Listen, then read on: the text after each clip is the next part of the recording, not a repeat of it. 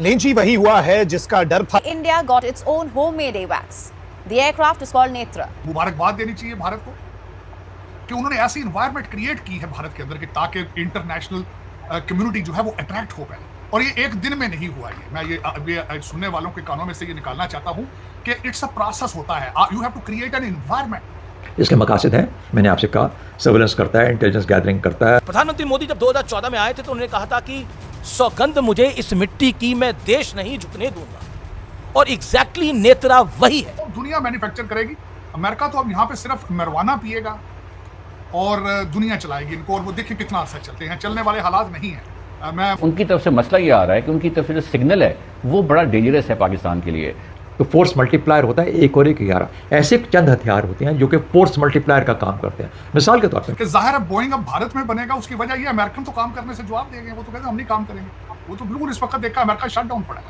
America के अंदर जिस तरह मैंने आपको एक अर्ज की थी कि इलॉन मस्क ने आज से तकरीबन 6 महीने 7 महीने पहले कहा था कि अमेरिकन जो है वो काम पे ना आने के लिए एक्सक्यूजेस ढूंढते हैं, जिस तरह वर्क फ्रॉम होम। मेरे पीछे आप जो ये स्पेशल एयरक्राफ्ट देख रहे हैं, ये नेत्रा एवेक्स है।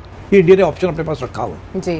तो अगर ऐसी सूरतें होती है तो फिर मैनेज कैसे किया जाएगा कॉन्फ्लिक्ट को? क्योंकि कॉन्फ्लिक्ट तो एस्केलेशन लेडर पे चढ़ जाएगी। यूक्रेन को कहते हैं तुम रशिया के गले पड़ जाओ, इंडिया को कहते हो तुम चाइना के गले पड़ जाओ, पाकिस्तान को कहते हो तुम ईरान के गले पड़ जाओ। तुम्हारी जंगें कोई और लड़े अब। How dare you expect that? खुद तुम जिस तरीके से भागे हो, वो कहते हैं जूतियां छोड़ के भागे हो अफगानिस्तान से रात के अंधेरे में, तो तुम अब कहते हो दुनिया तुम्हारे बदले ले। तो ये पॉसिबल नहीं है। ईरान, अमेरिका और कतर ने मिलकर फैसला किया है कि कुएं से कुत्ता निकालो ताकि कोई मसला हल हो। एक और सेशन बातचीत का हो सकता है ईरान के साथ, और ईरान के साथ अगर एक सेशन और होगा डायलॉग का या बातचीत का, तो वो दोहा में होगा। और अगर दोहा में होगा तो इसका मतलब ये है कि कतर में होगा, और कतर जो है वो एक तरह से इंपॉर्टेंट कंट्री के तौर पे सामने आता जा रहा है। अमेरिका भी बिल्कुल इस तरह ही है, उसका दरवाजा खुल चुका है और अवाम के कपड़े उड़ रहे हैं। पाकिस्तानी इंटेलिजेंस कम्युनिटी के मुताबिक कि अब यूएस ईरान के दरमियान जो सालिसी का किरदार है उसमें सिर्फ और सिर्फ कतर इन्वॉल्व होगा, और पाकिस्तान इस प्रोसेस से बाहर उठा के मक्खन में से बाल की तरह। जिस तरह हमारे फ्यूचर प्राइम मिनिस्टर कहते हैं कि चंद्रयान हमने भेजना था, चला इंडिया का गया है। पता नहीं बिजनेस हम इलाके में ढूंढते फिरते हैं, वो इंडिया वाले बिजनेस ले जाते हैं। ये ज्यादती है। मैं कहता हूँ ये सब कहा जा रहा है कि इंडिया को 2000 के करीब जो है वो जहाज़ों के ऑर्डर उन्होंने दे दिए हैं। हम तो शुक्र कर रहे हैं कि हमारे यहाँ जंग ना हो, जिसका हमें इस पर भी थोड़ा कमेंट कीजिएगा कि हालात हमारे नॉर्मलाइज हो गए हैं ईरान के साथ। शुक्र है अल्लाह का, मजीद किसी कॉन्फ्लिक्ट में हम नहीं चले गए। मैं शुरू तो मैं इस पर करना चाहूँगा, हमारे साथ पाकिस्तान के साथ बड़ी सख्त ज्यादती हुई है। काकड़ साहब गए थे डेवोस में बिजनेस लेने, लेकिन बोइंग चला गया इंडिया में। कोई समझ नहीं देखी जाती है। जिस तरह हमारे फ्यूचर प्राइम मिनिस्टर कहते हैं कि चंद्रयान हमने भेजना था, चला इंडिया का गया है। पता नहीं बिजनेस हम इलाके में ढूंढते फिरते हैं, वो इंडिया वाले बिजनेस ले जाते हैं। ये ज्यादती है। मैं कहता हूँ ये खुला तजाद, मैं कहूँगा इसको खुला तजाद है। चीमा साहब, दूसरा ये है जो मेरे इस पे कमेंट्स हैं वो ये हैं कि जाहिर है बोइंग अब भारत में बनेगा, उसकी वजह ये अमेरिकन तो काम करने से जवाब देंगे। वो तो कहते हैं हम नहीं काम करेंगे। वो तो बिल्कुल इस वक्त देखा अमेरिका शट डाउन पड़ा है। अमेरिका के अंदर जिस तरह मैंने आपको एक अर्ज की थी कि इलॉन मस्क ने आज से तकरीबन 6 महीने 7 महीने पहले कहा था कि अमेरिकन जो है वो काम पे ना आने के लिए एक्सक्यूजेस ढूंढते हैं, जिस तरह वर्क फ्रॉम होम है। फेडरल गवर्नमेंट आज भी लोग घरों से काम कर रहे हैं, जिसको कहा जा सकता है कि काम ना करना। और चाइना में उनके प्लांट जो है वो 6 दिन लोग काम करते हैं, 9 घंटे काम करते हैं। बल्कि इलॉन मस्क ने कहा था कि मेरे जो प्लांट चाइना में है 24 घंटे चल रहे हैं। तो दुनिया मैन्युफैक्चर करेगी, अमेरिका तो अब यहाँ पे सिर्फ मरवाना पिएगा और दुनिया चलाएगी इनको। और वो देखिए कितना अर्सा चलते हैं, चलने वाले हालात नहीं है। मैं मुसलसल देख रहा हूँ, कल प्रेसिडेंट ट्रंप साहब ने स्पीच की थी कि यहाँ पे कभी भी अब अमेरिकन किसी एयरपोर्ट पर फ्लाइट टाइम पर नहीं जाते। फ्लाइटें एक एवरेज हो चुकी है कि 2-2 घंटे डिले होती है। बल्कि यहाँ तक सोचा जा रहा है कि जानबूझ के इस वक्त जो वो बूटाचेंग हमारे जो फर्स्ट ओपनली गे जो हमारे मिनिस्टर हैं, बल्कि प्रेसिडेंशियल कैंडिडेट हैं, डिपार्टमेंट ऑफ ट्रांसपोर्टेशन के वो इंचार्ज हैं, और वो सख्त तरीन लिबरल हैं। वो कहते हैं कि हम एयरपोर्टों को ठीक इसलिए नहीं करना चाहते, हम लोगों को इनको ट्रेनों की तरफ लेके जाना चाहिए। वो कहते हैं हमने तैयारी बंद कर देने चाहिए फ्यूचर। तो जाहिर है जब बोइंग के ये हालात होंगे यहाँ पे, जिस तरह आपने खुद फरमाया, मैंने अगले दिन जो लिस्ट आई है कि दुनिया में तैयारों की सबसे ज्यादा नंबर किसका, सबसे पहले इंडिगो जो कि इंडिया की एयरलाइन है, सबसे पहला नंबर। अमेरिका में कोई इस वक्त तैयारा नया नहीं खरीदा जा रहा, कुछ भी नहीं हो रहा, और उड़ते जो तैयारे हैं उनके दरवाजे खुल रहे हैं। आपने देखा होगा कि अगले दिन पिछले आज से को हफ्ता 10 दिन पहले अलास्का एयरलाइन का तैयारा उड़ रहा था, उसका दरवाजा खुल गया, बच्चे की शर्ट भी उड़ गई उसमें। बल्कि मैंने उस पर ट्वीट किया था कि आज अमेरिका भी बिल्कुल इस तरह ही है, उसका दरवाजा खुल चुका है और आवाम के कपड़े उड़ रहे हैं। तो बिल्कुल ये बोइंग बहुत बड़ा, मैं समझता हूँ मुबारकबाद देनी चाहिए भारत को कि उन्होंने ऐसी इन्वायरमेंट क्रिएट की है भारत के अंदर कि ताकि इंटरनेशनल कम्युनिटी जो है वो अट्रैक्ट हो पाए। और ये एक दिन में नहीं हुआ, ये मैं ये सुनने वालों के कानों में से ये निकालना चाहता हूं कि इट्स अ प्रोसेस होता है। You have to create an environment जिसमें सबसे ज्यादा जरूरी लॉ एंड ऑर्डर। कोई भी फॉरेन इन्वेस्टर कारोबार ऐसी जगह पे नहीं करता जहां पे पुलिस ही उसके गले पड़ जाए, जहां जज ही उनसे भुट्टा मांगना शुरू कर दे। ऐसी जगहों पे कारोबार नहीं होता। और ये आज से भारत में नहीं हो रहा, पहले भारत ने प्रूव किया था अपने आप को दुनिया की फार्मेसी। इस वक्त मैं जो भी दवाई अमेरिका में लेता हूं उसके ऊपर मेड इन इंडिया का चैलेंज में करता हूं।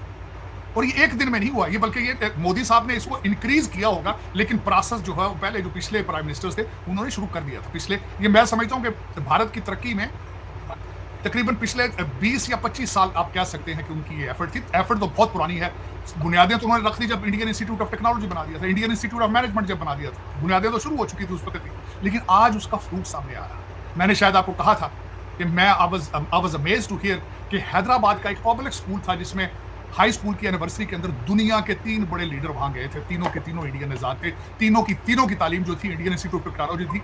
इंडियन इंस्टीट्यूट ऑफ टेक्नोलॉजी से थे माइक्रोसॉफ्ट, गूगल और अजय बंगा फॉरवर्ड गए, सेम हाई स्कूल हैदराबाद।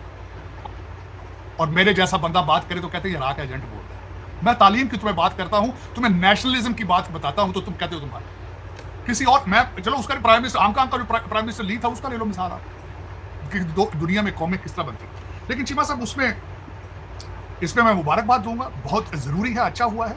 और साथ ही इसमें मैं ये भी बताना चाहूंगा कि आपने जिस तरह बताया कि इमैनुअल मैक्रोन आ रहे हैं जनवरी 6 इंडिया रिपब्लिक डे को, यहाँ पे ये भी बताना चाहूंगा दुनिया के अंदर ये इन्विटेशन पहले हमारे बुजुर्ग जो प्रेसिडेंट हैं उनके लिए भी थी। एक अफवाह उड़ी थी कि शायद वो भी जाएं, लेकिन उनको ओबामा ने कहा होगा नहीं शायद आप ना जाएं, क्योंकि चूंकि इस वक्त गवर्नमेंट तो ओबामा साहब चला रहे हैं और ये जमहूरियत के ऊपर एक तमाचा है कि एक इंसान का 12वां साल है उसकी प्रेसिडेंसी का आज।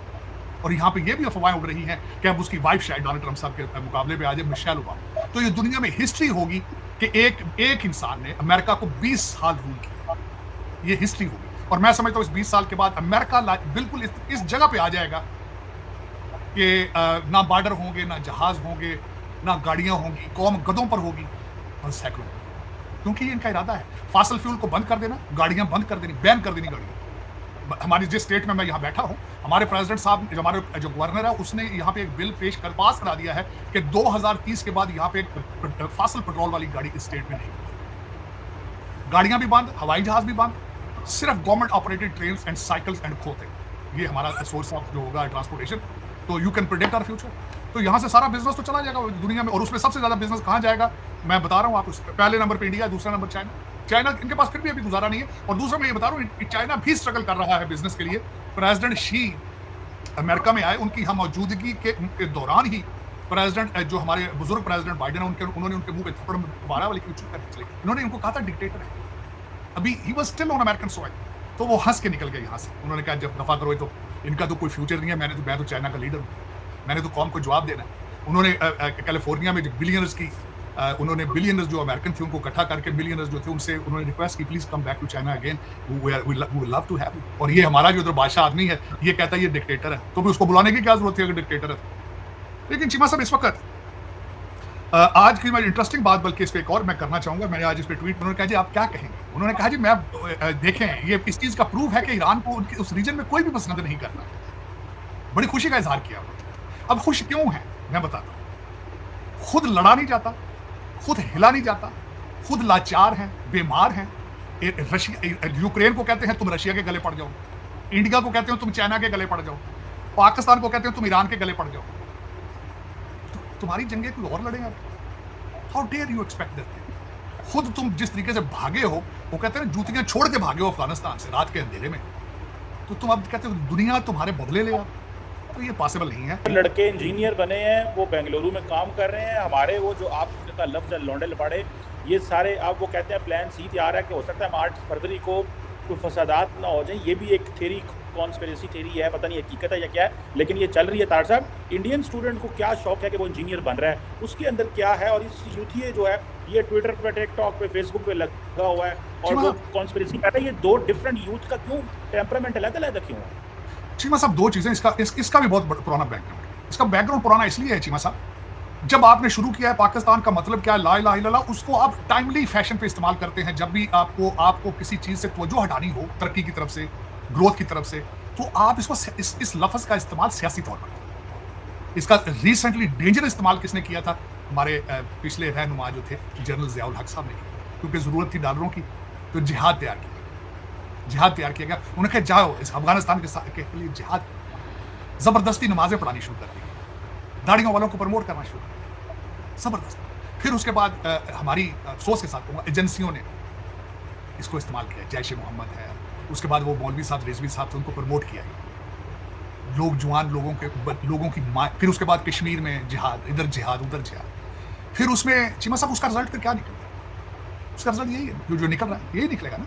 उसकी वजह अब ये ऑक्सफोर्ड ग्रेजुएट जिनका हर दूसरे शहर में अंदर एक बच्चा लेजेंड बगैर शादी के बच्चा पढ़ा है और उसको रिकग्नाइज नहीं करते, मेरे मुर्शिद पाक जो, वो क्या उनको जरूरत पड़ी थी ऑक्सफोर्ड से आके 5 बच्चों की माँ जो है उससे शादी की वजीर आजम बनने के लिए, और फिर अपनी हर चीज को उन्होंने कहा अमर बिन मारूफ। ये सियासत है, ये जिहाद है, तो फिर क्या करें? फिर मैं जो इस पर आखिरी कमेंट्स ये देना चाहूँगा कि किसी ने पूछा, हमारे इस वक्त जो मुख्तदर अदारे हैं उनसे पूछा गया है कि आप 9 जनवरी पे जो पिछले बंदे थे, आप उनके डिसीजन क्यों नहीं कर रहे जल्दी से जल्दी? उन्होंने कहा क्योंकि इलेक्शन का पीरियड, अब ये नहीं चाहते एनालाइज कर। तो जब आप उन पर साफ्ट करेंगे तो फिर वो दोबारा उस तरह, देखिए ना जुर्म क्या होता है according to the definition of crime, क्योंकि आप सोसाइटी में जब किसी मुजरिम को सजा नहीं देते तो वो लोग उसको बार बार रिपीट करते हैं।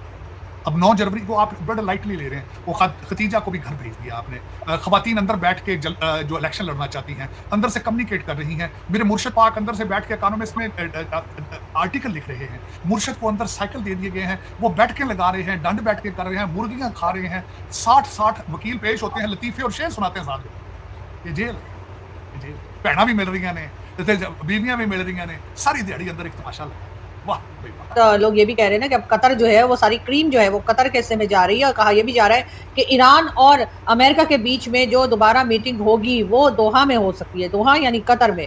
आज भी जो है वो सब जगह यही खबर चल रही है, यही न्यूज़ जो है सब जगह चलाई जा रही है, जिसमें कि पाकिस्तान के मेन स्ट्रीम मीडिया पर भी यही न्यूज़ आ रही है कि अमेरिका ने कहा है कि जी एक और सेशन बातचीत का हो सकता है ईरान के साथ, और ईरान के साथ अगर एक सेशन और होगा डायलॉग का या बातचीत का तो वो दोहा में होगा। और अगर दोहा में होगा तो इसका मतलब ये है कि कतर में होगा, और कतर जो है वो एक तरह से इंपॉर्टेंट कंट्री के तौर पे सामने आता जा रहा है। वैसे भी अमेरिका के और कतर के जो है वो बहुत अच्छे रिलेशंस रहे हैं, और उन्होंने तो डोनाल्ड ट्रंप को जो है आप लोग जानते ही होंगे कि प्लेन भी गिफ्ट किया था। और ऐसे में एक ऐसी कंट्री जो कि सिर्फ जी हुजूरी कर रही है या जो कि कहीं ना कहीं कर्जों में डूबी हुई है, उसकी बात से ज़्यादा यकीनन कतर की बात ज़्यादा इंपॉर्टेंट है। अगर ऐसे ही था तो दूसरी मीटिंग जो हुई थी या जो फर्स्ट सेशन जो हुआ है स्विट्जरलैंड में, वो पाकिस्तान में हो जाना चाहिए था, लेकिन नहीं हुआ। और अब दूसरा सेशन जो है वो दोहा यानी कि कतर में होने जा रहा है।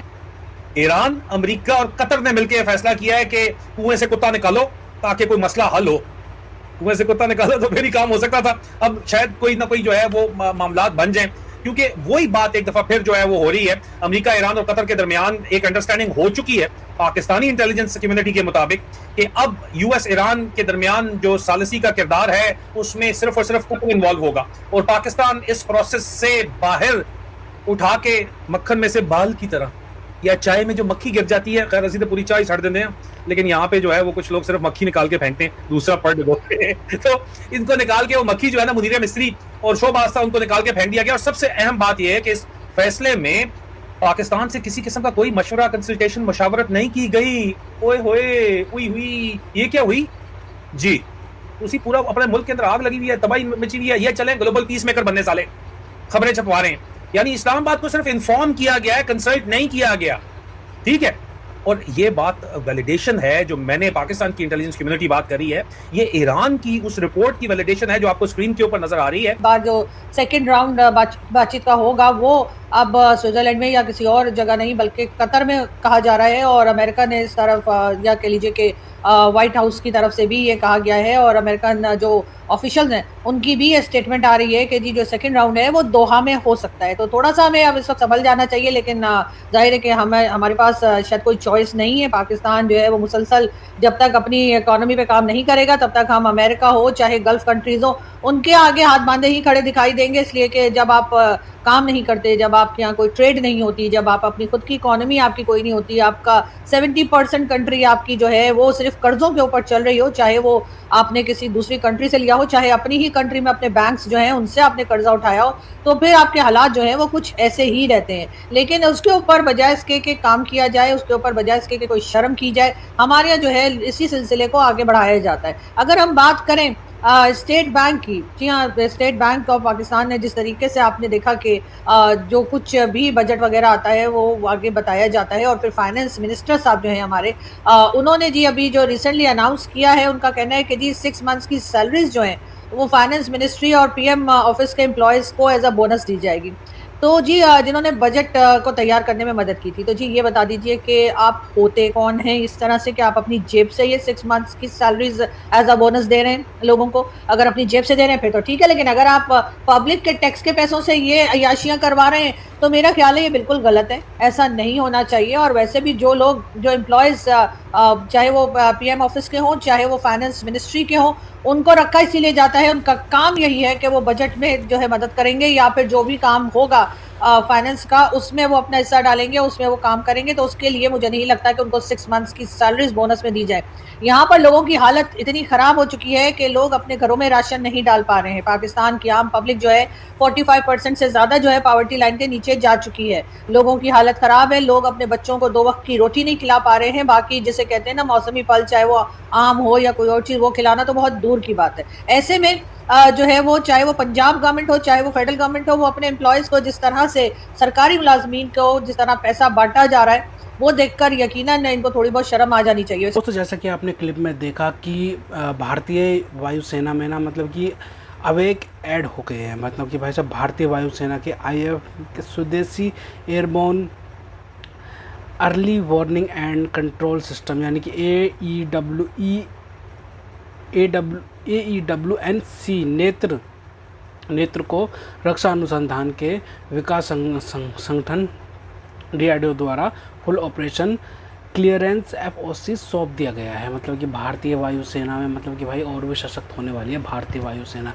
ये भारत के लिए बहुत ही ज़्यादा गर्व की बात है कि भाई साहब एक के बाद मतलब कि अभी हमने रिसेंटली अभी खबर देखी थी कि भाई भारतीय वायुसेना में, ठीक है, मतलब कि 3 वॉरशिप्स मतलब कि क्या बोलते हैं भारतीय प्रधानमंत्री नरेंद्र मोदी द्वारा कोलकाता में मतलब कि उनको कमीशन कर दिया गया था। ठीक है, अभी हमने कुछ दिनों पहले ही खबर देखी थी, मैंने आप वीडियो भी बना रखी है, आप चाहें तो मेरे चैनल पर जाके वो वीडियो भी देख सकते हैं। खैर हम बात कर रहे थे भारतीय वायुसेना IAF के स्वदेशी airborne early warning and control system यानी कि AEWNC नेत्र को रक्षा अनुसंधान एवं विकास संगठन DRDO द्वारा फुल ऑपरेशनल क्लियरेंस FOC सौंप दिया गया है। ये प्रणाली आसमान से दुश्मन की हर चाल पर पैनी नज़र रखने और युद्ध के दौरान सटीक कमांड एंड कंट्रोल की क्षमता प्रदान करने में अत्यधिक सक्षम है। ठीक है, नेत्र अवेक्स की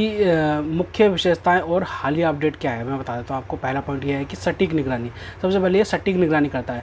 नेत्र अपने प्लेटफॉर्म के तौर पर एयरबोर्न एम्ब्रर EMB 145 एयरक्राफ्ट का उपयोग करता है, यानी कि जो ब्राज़ील का है, ठीक है, जिसमें एक एक्टिव इलेक्ट्रॉनिकली स्कैन एरे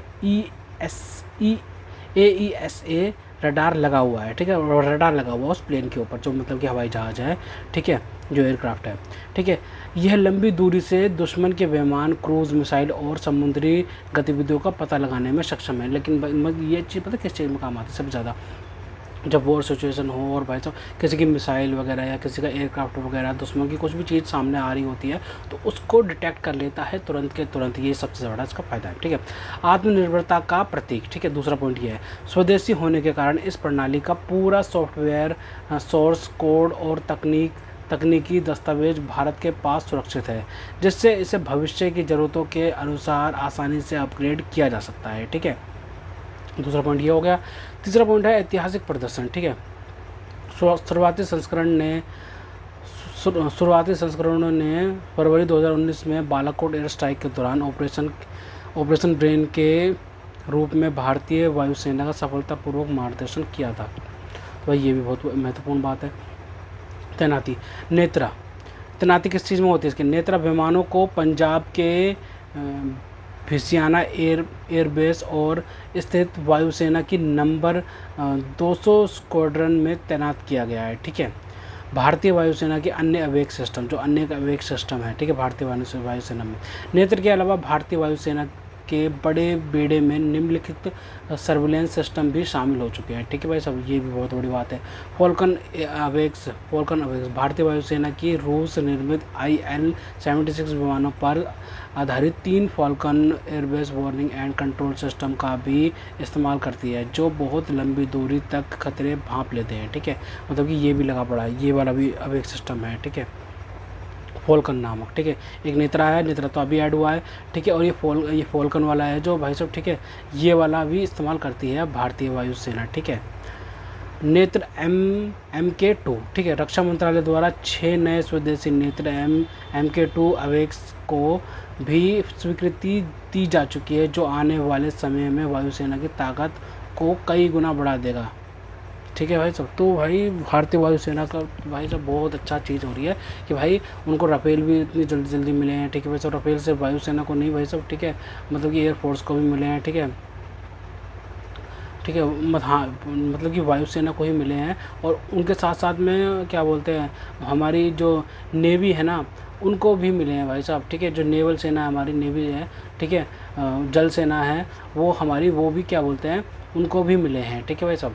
तो भाई हमारी क्या बोलते हैं, तो भाई वायुसेना को तो भाई साहब बहुत कुछ चीज़ मिली ही है भाई साहब, और भी बहुत कुछ चीज़ें मिल भी रही हैं, ठीक है। तो भाई इस चीज़ से पता क्या चलता है भाई, भारत जो है ना, मतलब कि इस चीज़ को लेके बहुत ज़्यादा आगे आ चुका है, आगे बढ़कर काम कर रहा है कि भाई हमें डिफेंस में ना हमें मैन्युफैक्चर भी करनी है और अपने आप को मतलब स्वदेशी हथियारों से मतलब कि तृप्त करना है, अपने स्वदेशी हथियारों को निर्मित करना है और भाई साहब आगे चल के उनको बेचना भी है, हमें आगे भी बढ़ना है इस चीज़ में, ठीक है। जैसे अमेरिका भाई साहब बेचता है ना हथियारों को, तो भाई भारत को भी बेचना है, जैसे रशिया भी बेचता है। अभी हमने देखी थी खबर कि ब्रह्मोस जो है ब्रह्मोस मिसाइल को भाई साहब 4 देश अभी तक क्या बोलते हैं, चौथा देश UAE बन चुका है जो कि खरीदने जा रहा है। हमने क्या बोलते हैं इंडोनेशिया और इंडोनेशिया, थाईलैंड और वियतनाम, ऐसे कुछ कंट्रीज़ को हमने बेचा है, ठीक है। तो भाई अब चौथा देश हो गया है क्या बोलते हैं UAE, ठीक है। ब्रह्मोस को हमने पता है किन किन देशों को बेच दिया है भाई। हमने बहुत सारी कंट्रीज़ को बेच चुके हैं भाई, ठीक है। फिलीपींस को बेचा है भारत ने, ठीक है, फिलीपींस को बेचा है और इंडोनेशिया को बेचा है। अब UAE को बेचने जा रहे हैं। UAE के साथ में निगोशिएशंस चल रही हैं, ठीक है, सुपरसोनिक मिसाइल जो है, ठीक है। तो भाई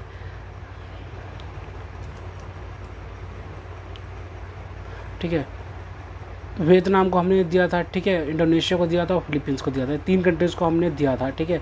ये ब्रह्मोस मिसाइल दी थी, ठीक है, सुपरसोनिक मिसाइल सिस्टम दिया है, ठीक है। ये ऑफेंसिव और डिफेंसिव दोनों वे में मतलब किसी में किसी पर दागनी हो जंग के दौरान में, ठीक है, ये मिसाइलें ऑफेंसिव वे में हो गया और डिफेंसिव वे में एयर डिफेंस सिस्टम में लगाई जाते हैं, ठीक है। तो आपने दोनों चीज़ समझ ली।